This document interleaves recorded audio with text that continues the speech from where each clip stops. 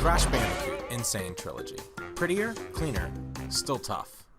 Crash, Coco, and Cortex have found their way into relevancy again in 2017. Due to a strong fan demand, and Sony noting nostalgia goes a long way in cementing their conquering pace during this console generation. The N.Sane Trilogy was announced at E3 2016 to the world as a remaster, and eventually recoined as a Remaster Plus.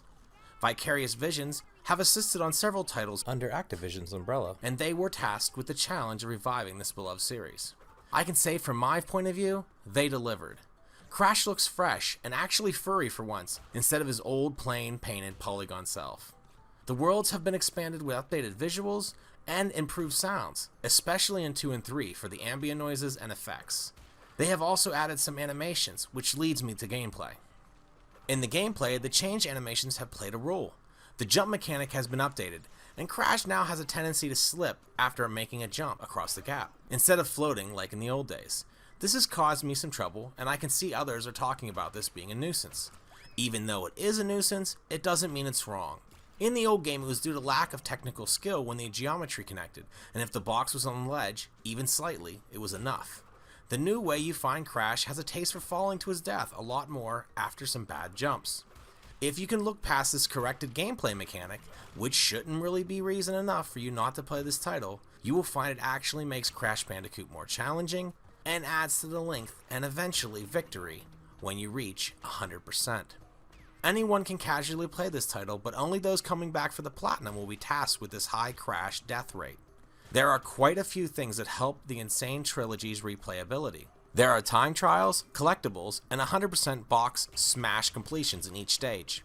Always know that even if you die a bunch, you are always greeted by an evil Aku Aku and allowed to retry. There is no permadeath.